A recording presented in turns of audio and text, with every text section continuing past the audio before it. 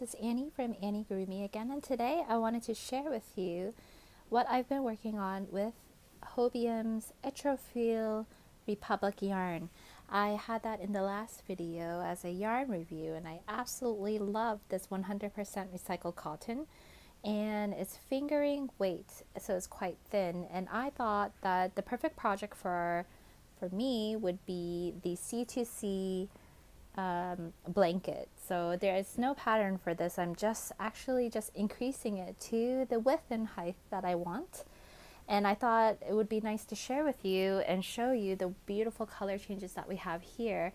I started from inside the ball, and as you can see, it had an easy pull, which is really nice to pull from the center of the yarn.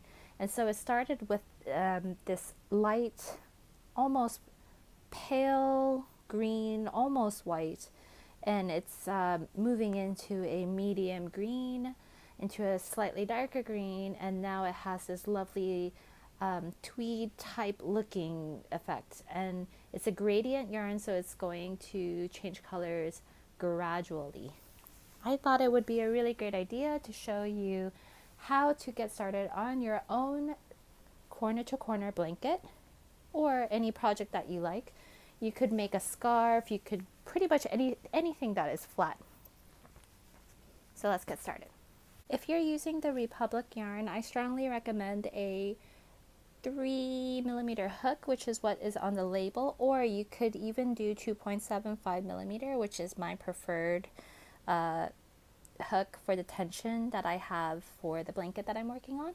So what we're going to do is go ahead and we're going to make a chain of 6. So go ahead and do that. That's 1, 2, 3, 4, 5, and 6. Now from here, what we will do is we're going to double crochet into the 4th chain from the hook. So as you can see here, this is the first one, second one, third one, and 4th one. So go ahead and yarn over, and I like to put it into this loop right here, but you can put it through both, it's up to you. Yarn over and pull through, and then yarn over through 2 loops, and then close that up by yarning over and going through 2. Now we're going to do a double crochet in the next 2 chains, so go ahead and do that. And the last one here. Perfect. So if we were working this way, we're turning it to the left here, counterclockwise. And we're going to go ahead and chain 6. So that's 1, 2, 3, 4, 5, 6. So from here, we're going to do the same thing by double crocheting into the 4th chain from the hook. 1, 2, 3, 4.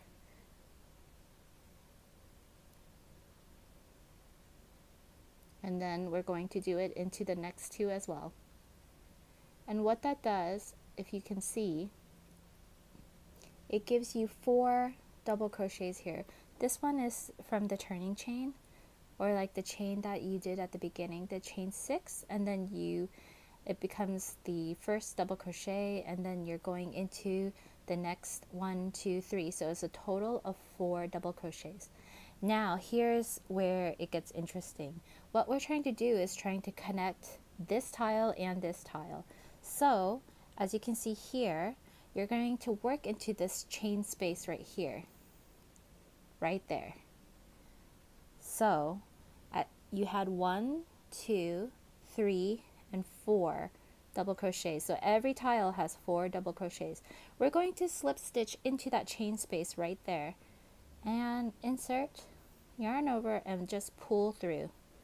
That is your connection right there. And then we're going to go ahead and chain 3. So 1, 2, 3. We're going to make double crochets into this chain space. So let's do 1 double crochet, 2 double crochet, and 3 double crochet. Now you have a total of 4 double crochets, including that chain that you did in the beginning. So if you just have to remember that each tile that you have has 4 double crochets, which is this, this, this, and this. And now we have 3 tiles, 1, 2, and 3. So corner to corner is basically we're working from one corner of the work, working diagonal, growing to the width or height that you desire, and then decreasing. So when we're starting a new row, we have to turn the work. So I turn to the left again, just like that, because we always work going to the left. Go ahead and chain 1, 2, 3, 4, 5, 6. We're going to double crochet into the 4th chain from the hook. So it's 1, 2, 3, 4. Go ahead and double crochet, and we're going to do 2 more double crochets. So that way we have 4 total double crochets. And like before, we want to attach this to the tile that's next to it. So you have to find that chain space right here, which is right there, the top corner right here. We're going to slip stitch in there. We're going to make another tile here, so we need to chain 3. 1, 2, and 3. Go ahead and put 3 double crochets into that chain space right there. So I'm going to do that now.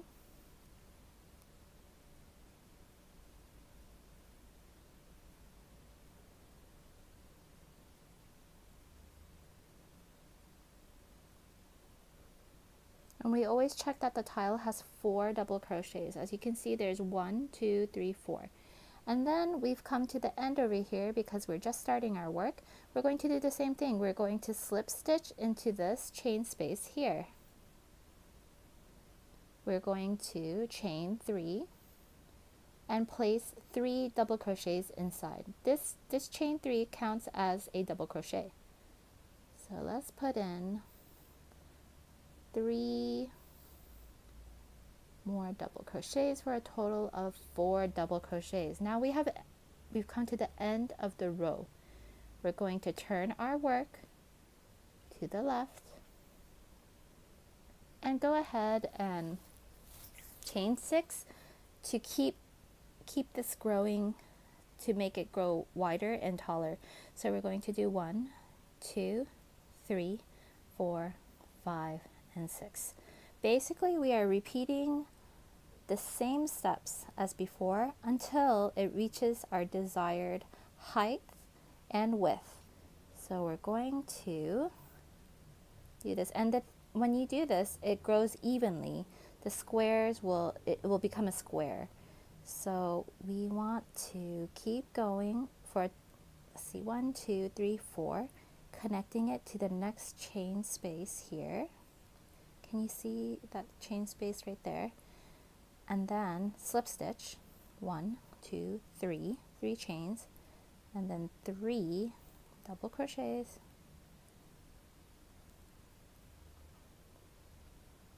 for a total of 4 double crochets for that tile. We look for the next tile and the space right there, and slip stitch, chain 3, place 3 double crochets inside the chain space, and we are reaching the last tile of the row, which is the same thing as before. Slip stitching, chain 3, and 3 double crochets. So this becomes like second nature once you get started. It is a nice thing to do when you're watching TV, or you just need to do, maybe you're listening to an audiobook and you're not really having a full focus, but this project grows really fast. And then from here, I'm going to keep going. I'll time lapse it so that you can see, and I'll try to get it to a medium size so that way we can start decreasing, and then you can try it out for yourself.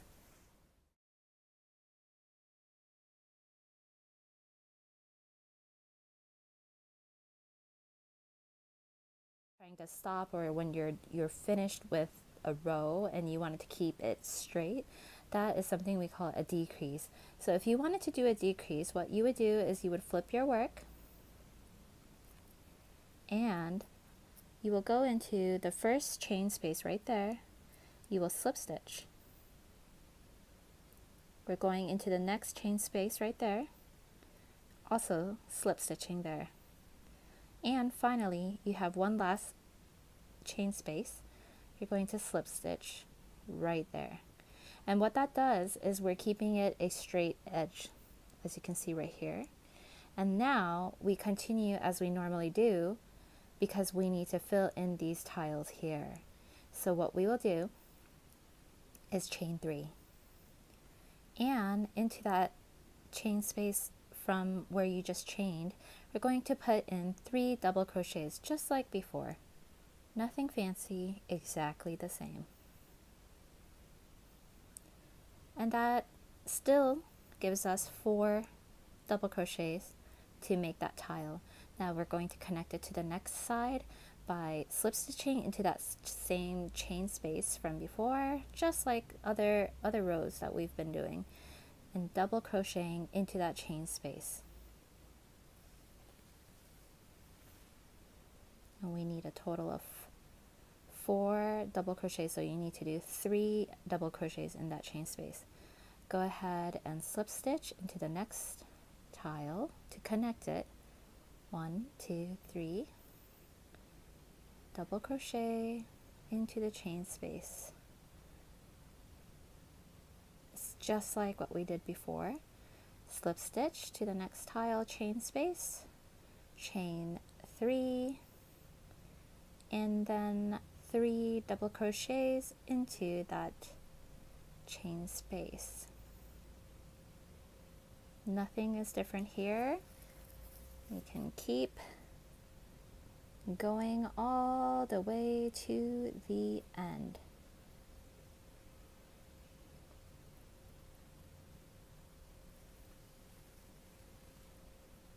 So let's see here. I need one more. Okay, second to last in the round, or sorry, in this row. We're not in the round. And we're going to place the double crochets in here, and now we are at the last one, which we just do the same thing we did before. We're going to slip stitch, chain 3, place 3 double crochets in here so that our tile has 4 double crochets. Now here's what we do. We turn the work again. So right here, into that first chain space right there, we're going to do a slip stitch. Find the next chain space between the 2 double crochets, insert your hook, and do a slip stitch. We have one more chain space left here, and you got it, slip stitch. Now we need to make a new tile here by chaining 3. In this chain space right here, we will put 3 double crochets to complete this tile. So it's just a series of doing this until it's the desired height, the desired length. So you have to decide how wide or how tall you want it to be by playing around with the increases and increasing on one side, decreasing on another side. And then when you're ready, you can just decrease the whole thing to make everything even. I'm going to just show you a square for now, and I'll speed it up so that you can see how it looks when you keep following the decrease after each row.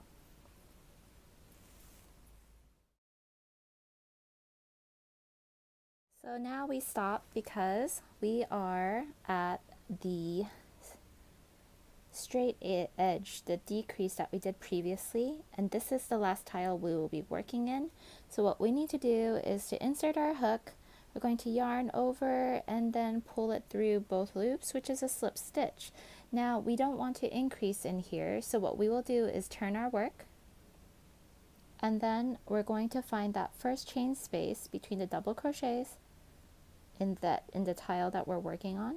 So you're going to slip stitch there to bring the yarn over without adding any height. Same with the next chain space, slip stitch, and into that last chain space, because this is where we're making our new tile so that we can create an even edge over here. So now we need to chain 3 and then place 3 double crochets in there again. So we're going to keep repeating this pattern, and then as it'll get smaller and smaller as we work back towards the other corner of the diagonal. So you can see that it's shrinking from these corners, and then we're going to come over to this point.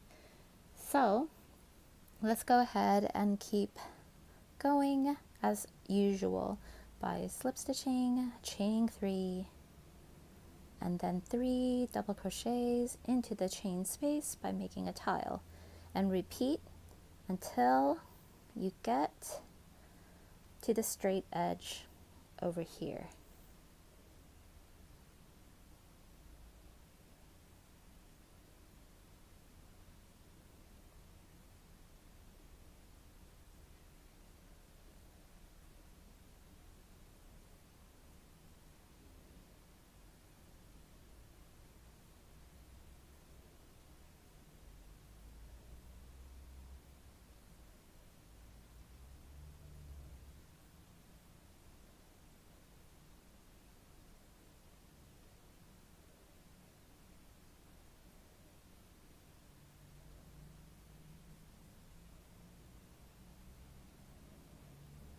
Okay, so now we're here at this straight edge that we have here. Sometimes you might need to pull it a little bit to keep it nice and straight. And then we are going to connect this tile to this one by slip stitching. And now we have another straight edge over here. So we turn our work, and we're going to decrease by doing the same thing, slip stitching into the chain spaces. There's our first one, our second one, and our third one. And continue to do the same until you are at the very corner, and then you're done. So let me go ahead and speed this up so that way you can just see how it decreases itself.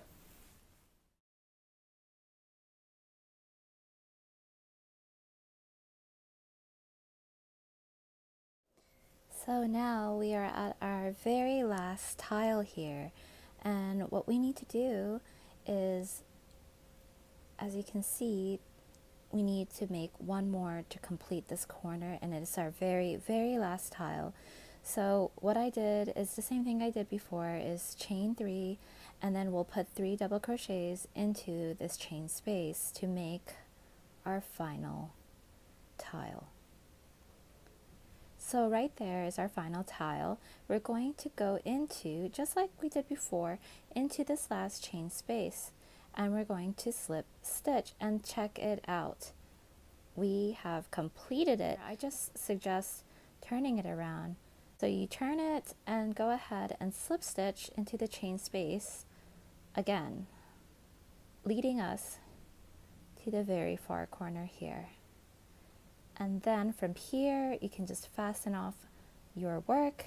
You have a perfect square, just like that. A very perfect and symmetrical square, a very easy project to do. If you want to do a rectangle, all you have to do is make sure that you're decreasing on one side and increasing on the other. And that way it will turn into a rectangle. I wanted to show you one more time the blanket that I'm working on with the Republic yarn that I'm using from Hobium Yarns, and it is just beautiful. This one has 1,000 meters of fingering weight yarn, so this is going to be a really generous amount of yarn for a blanket. So I feel I might only need 3 cakes of this yarn to make a small blanket for my son. But I'm just loving the color changes in this so much, and they have many different colored ones. And another thing I was thinking about for this project with this yarn, it made me think that this would actually make a lovely cocoon. Oh, isn't it called a cocoon? Where you can make a gigantic mermaid tail, and a little kid could go inside and then use it as sort of like a snuggle cocoon. This yarn would be a great project because this is not very thick at all. It's very thin, it's made of cotton, and I feel like when it's a snuggle blanket, kind of like that, the thinner the better, the more breathable the better, unless of course you live in a warmer, sorry, not a warmer climate, but a cooler climate where it snows, and wool would be better for that. But for me, since I live in a subtropic climate and it's always hot here, this yarn is actually perfect for what I need.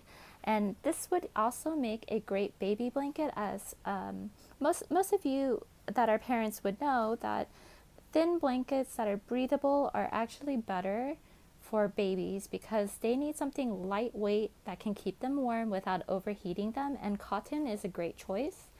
I know that for me, I used a lot of thin cotton blankets, and I wish I had had this knowledge of corner to corner, because this is actually really beautiful. You can do even color work with this. So if there's anything that you can add tip-wise for corner to corner crochet, please leave them in the comment box below. Give this video a like and let Hobium know if you enjoyed this video. And I'll show you my finished blanket whenever I finish it. I have a feeling that I'm going to be done quite soon because this is already about a little less than halfway in the cake. So it's pretty big already. And if there's anything else that you would like me to review or to show you how to do, please leave it in the comment box below. And you can find me at Anniegurumi.